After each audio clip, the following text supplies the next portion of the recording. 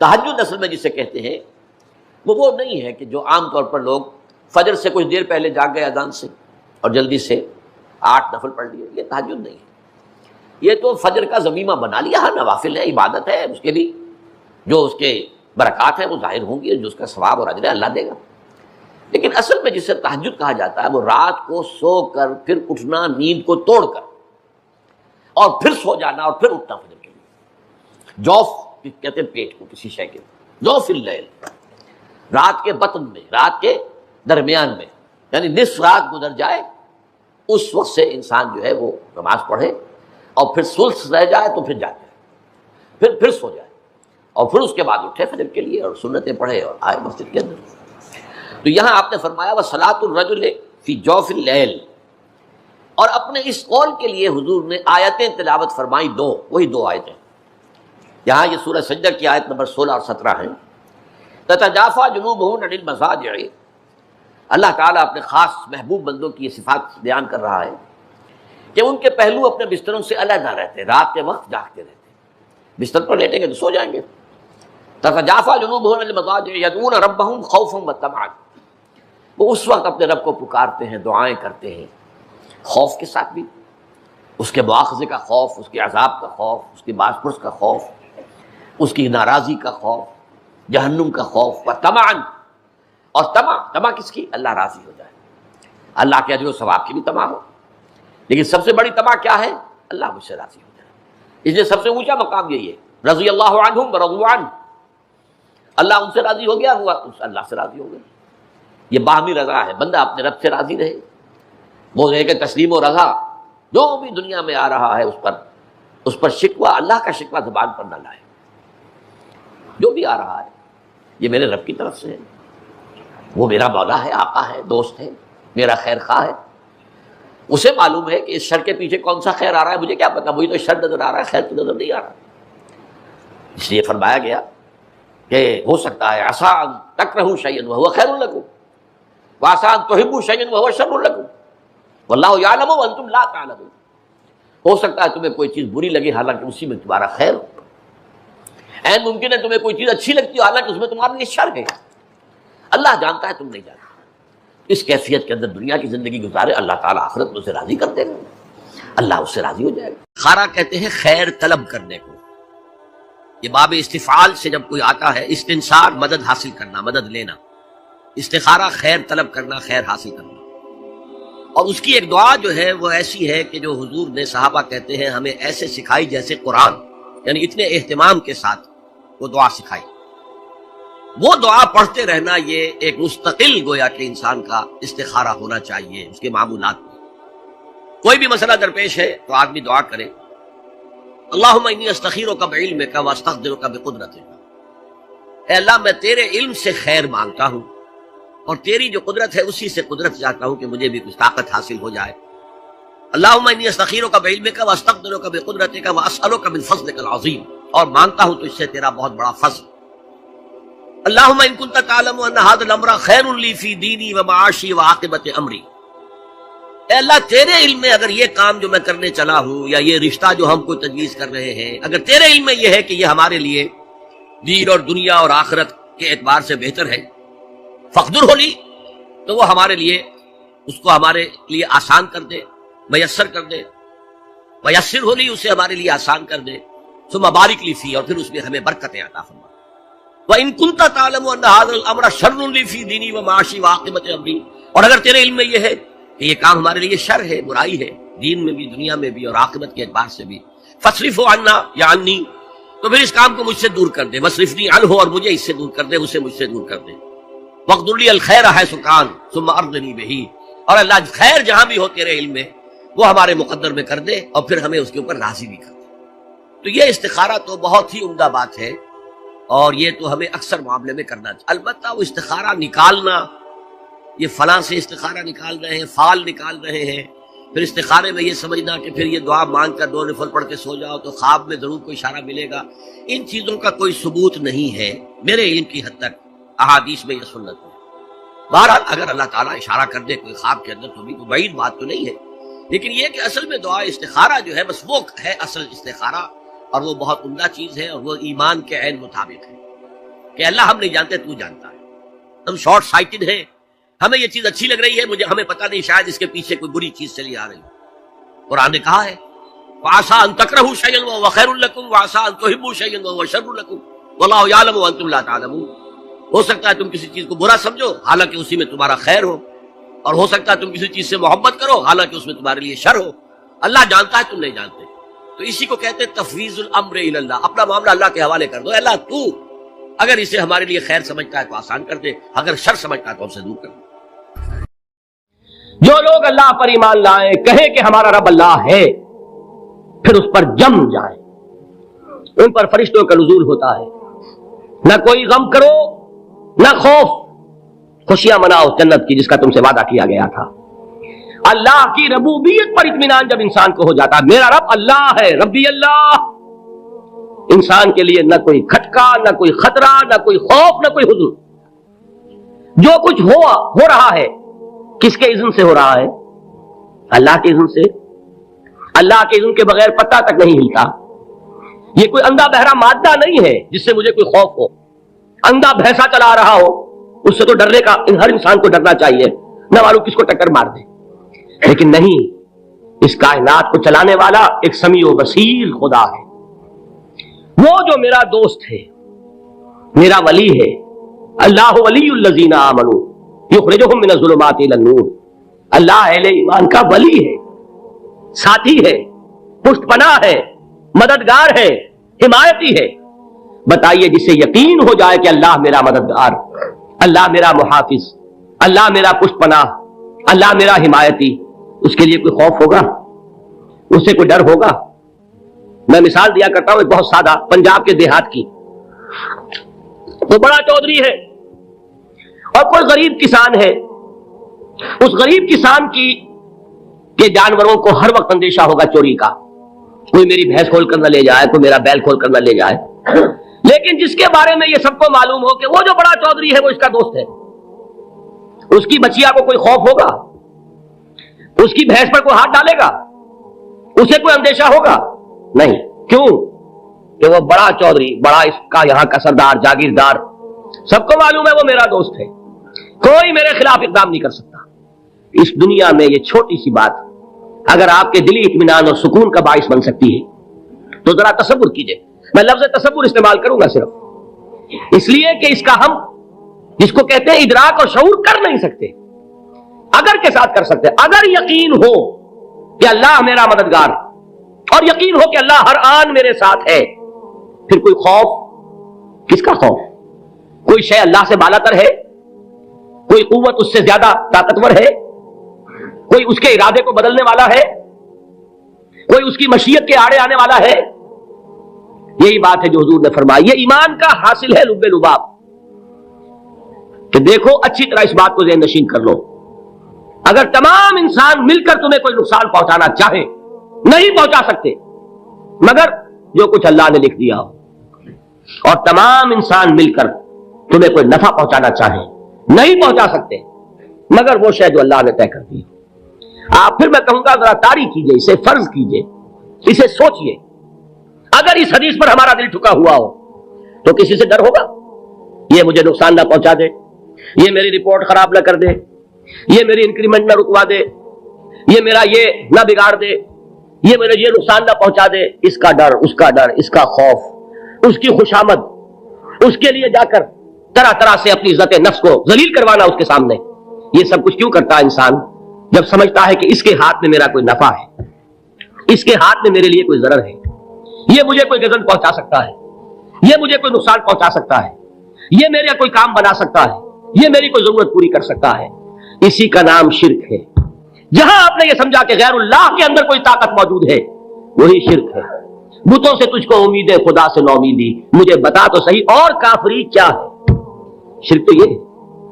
جس پر بھی تمہیں یہ خیال ہے کلمہ ہے، یہ کلمہ سوم لا حول ولا قوت الا باللہ. ذرا اس پر دل کو کبھی اگر آپ تصور کریں، پھر فرض کریں، دل ٹھک جائے اس پر، کوئی طاقت نہیں. یہی بات تھی جو شیخ عبد القادر جیلانی رحمۃ اللہ علیہ نے اپنی وصیت میں اپنے بچے سے کہی. 11ویں دینے والے ہیں لیکن حضرت شیخ عبد القادر جیلانی کی وصیت اور تعلیمات کو کتنے لوگ ہیں کہ جانتے ہو؟ یہ جن مقامات تک پہنچے ہیں وہ کس چیز کی بدولت پہنچے؟ انہوں نے جو پیغام دیا وہ کیا تھا؟ اے میرے بچے، جس طریقے سے قرآن مجید میں حضرت لقمان کی نصیحتیں جو ہے نقل کر دی گئی ہیں، میں یہ عرض کروں گا بالفرض اگر قرآن حضرت عبد القادر جیلانی کے بعد نازل ہوا ہوتا تو شیخ عبد القادر کی یہ نصیحتیں بھی قرآن میں درج ہوتی. اتنی اونچی نصیحتیں ہیں. اے میرے بچے اس حقیقت کو ذہن نشین کر لے، لا فاعل فی الحقیقت ولا مؤثر الا اللہ. اس کائنات میں نہ کوئی فاعل حقیقی ہے نہ مؤثر حقیقی ہے سوائے اللہ کے. کسی شے میں کوئی تاثیر نہیں اگر اللہ نہ چاہے. آگ جلا نہیں سکتی اگر اللہ نہ چاہے. پانی ڈبو نہیں سکتا اگر اللہ نہ چاہے. زہر ہلاک نہیں کر سکتا اگر اللہ نہ چاہے. کوئی چیز فائدہ نہیں پہنچا سکتی اگر اللہ نہ چاہے. تو در در پہ کیوں سر جھکاتے ہو؟ در در پر کیوں جبیں سائی کرتے ہو؟ سب کے سامنے کیوں ہاتھ پھیلاتے ہو؟ ایک اللہ سے مانگو، ایک اللہ کے سامنے جبین سر پر اپنی جبین رکھو. لا فاعل فی الحقیقت ولا مؤثر الا اللہ. نظر آتا ہے ہمیں کہ پانی پیاس بجھا دیتا ہے. پیاس بجھانے کی صلاحیت پانی میں نہیں ہے، اللہ کے اذن سے. کھانا بھوک مٹا دیتا ہے، بھوک مٹانے کی صلاحیت کھانے میں نہیں ہے، اذن رب میں. دیکھیے یہی یقین تھا. حضرت موسیٰ علیہ السلام کا واقعہ یاد کیجئے. سامنے سمندر آ گیا ہے، قوم دیکھتی ہے پیچھے کہ گرد و غبار کا طوفان ہے. معلوم ہوا کہ فرعون اپنے لشکر سمیت آ گیا ہے. لشکر جب چلتا تھا تیز رفتاری کے ساتھ تو گرد و غبار کا جو طوفان اٹھتا تھا اس کا تصور کیجیے. اور لمحہ بلمحہ وہ قریب آ رہا ہے. پوری قوم نے کیا کہا؟ اے موسیٰ انا لمدرکون، اے موسیٰ ہم تو پکڑے گئے. قرآن مجید نے تو یہاں وہ باتیں نہیں لکھی ہیں، لیکن تورات میں یہ درج ہے کہ بنی اسرائیل جھگڑنے لگے، دست و گریبان ہو گئے موسیٰ کے ساتھ. موسیٰ ہمیں یہاں پر وایا لا کر، اس سے تو ہم ہی بہتر تھے. وہاں کھانے کو ملتا تھا، زندگی تو تھی، بیگار ہم کر رہے تھے، موت تو نہیں تھی. اب جو کچھ ہوگا اس کا تصور کرو، جس طریقے سے ہمارے ٹکڑے اڑائے جائیں گے. تو لڑ رہے ہیں حضرت موسیٰ علیہ السلام سے. یہ تورات کی تفصیل ہے. قرآن میں صرف اتنا آیا ہے، پریشان ہو کر انہوں نے کہا انا لمدرکون، موسیٰ ہم تو پکڑے گئے. اس وقت موسیٰ کا جواب کیا ہے؟ کلا ان معی ربی سیہدین. نہیں، میرے ساتھ میرا رب ہے، وہ راستہ دے گا. بتائیے کہاں راستہ نظر آ رہا ہے؟ یہ ہے ایمان بالغیب. راستہ نظر نہ آئے تب اللہ پر یقین ایمان ہے. جیب میں پیسے ہو تب دل کو اطمینان ہے. تو ایمان کس پر ہوا؟ پیسے پر، اللہ پر نہیں. جب وسائل و ذرائع نہ ہو اور پھر یقین ہو کہ اللہ مسبب الاسباب ہے، وہ اسباب کا پابند نہیں ہے، وہ اسباب کا محتاج نہیں ہے، اسباب اس کے محتاج ہے. اگر یہ یقین ہے تو اللہ پر ایمان ہے. یہ نہیں ہے تو تمہارا ایمان اسباب پر ہے، وسائل پر ہے، ذرائع پر ہے، مادیات پر ہے، اللہ پر نہیں. اس وقت کہاں راستہ تھا؟ کوئی راستہ تھا؟ سمندر ہے اور ادھر سے لشکر آ گیا ہے. کلا ان معی ربی سیہدین. اب دیکھیے ایمان کہہ دینا آسان ہے، ہوا معکم اینما کنتم، جہاں کہیں بھی تم ہوتے ہو اللہ تمہارے ساتھ ہوتا ہے. لیکن اس کا یقین قائم ہو جائے تو زمین و آسمان کا فرق واقع ہو جائے. یہی بات ہوئی حضور کے ساتھ.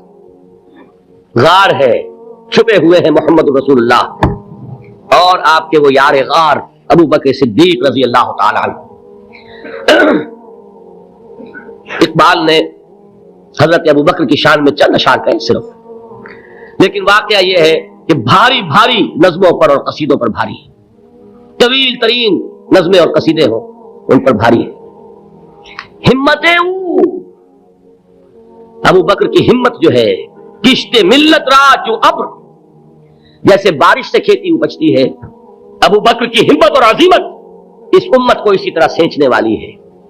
ثانیے اسلام و غار و بدر و قبر، وہ دوسرے تھے اسلام میں، دوسرے. پہلے کون تھے؟ انا اول المومنین، حضور فرماتے ہیں سب سے پہلا ایمان لانے والا میں. دوسرے ابو بکر. ویسے ہمارے ہاں یہ چلتا ہے اختلاف، حضرت علی پہلے ہیں کہ حضرت ابو بکر پہلے ہیں، لیکن اس میں بڑی خوبصورت تطبیق قائم کی ہے علماء نے اور بہت صحیح ہے. چار کے بارے میں فیصلہ ہی مت کرو کہ کون پہلے ہے. ان کی ایک عجیب تقسیم کر دی ہے. آزاد مردوں میں، بالغ مردوں میں سب سے پہلے ابو بکر، بچوں میں سب سے پہلے علی، خواتین میں سب سے پہلے خدیجہ، اور غلاموں میں سب سے پہلے زید بن حارثہ. بڑی پیاری تقسیم ہے، یہ چاروں ہی پہلے ہیں. ہر ایک کے لیے اولیت ہے. اور واقعہ یہ ہے کہ اگر زمانی اعتبار سے تعین ہوگا تو پہلے خدیجہ الکبریٰ آئیں گی رضی اللہ تعالیٰ عنہ. کسی اور سے بات کرنے کی نوبت بعد میں آ سکتی ہے، پہلے تو اہلیہ محترمہ سے بات ہوئی. آتے ہی پہلی وحی ہوئی ہے، ابھی تبلیغ کا حکم نہیں تھا. کس کو بتایا واقعہ؟ ابھی اپنی نبوت کی تبلیغ کا تو حکم ہی نہیں آیا. واقعہ کس کا ہے؟ وہ خدیجہ کا ہے. جب کہا ہے کہ خشیت علی نفسی، مجھے اپنی جان کا اندیشہ ہے، تو کیا جواب دیا خدیجہ نے رضی اللہ تعالی عنہا؟ وہ صدیقۃ الکبریٰ ہے. صدیقات جو ہے خواتین، ان میں چوٹی پر خدیجہ الکبریٰ ہے رضی اللہ تعالی عنہا.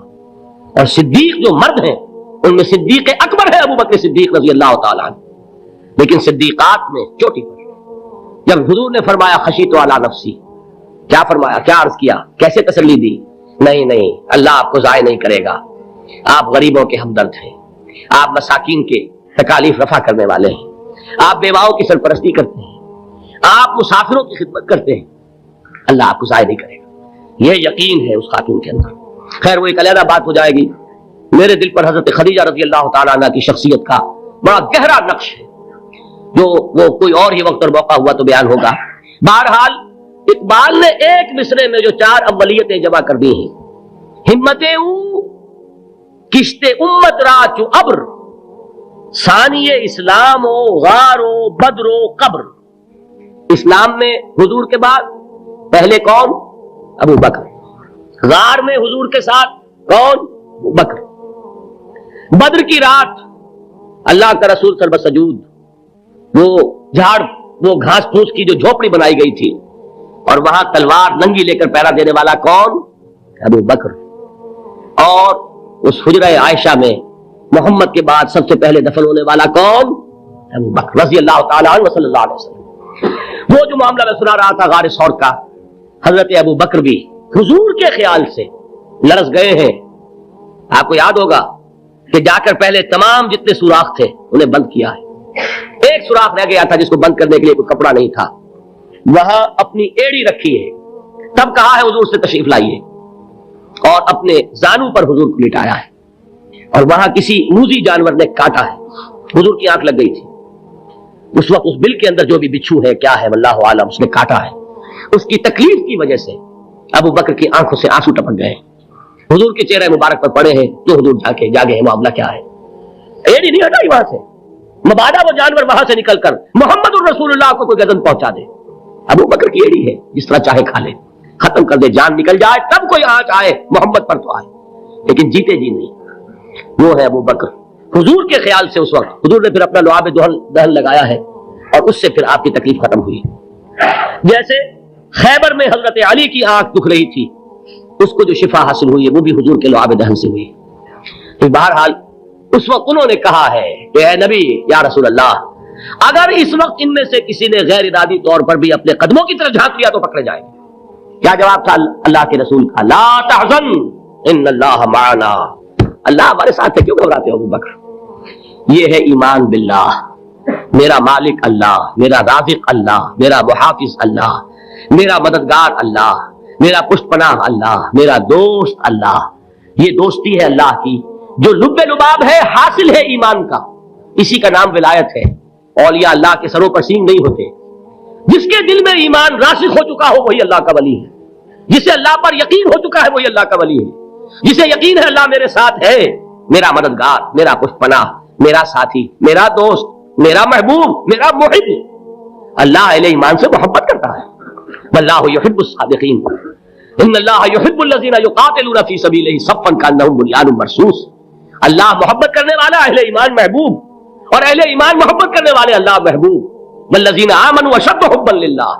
آپ تصور کیجئے جسے یہ رشتہ ایمان یا رشتہ ولایت حاصل ہو جائے، الا ان اولیاء اللہ لا خوف علیہم ولا هم یحزنون. آگاہ ہو جاؤ، اللہ کے دوستوں کے لیے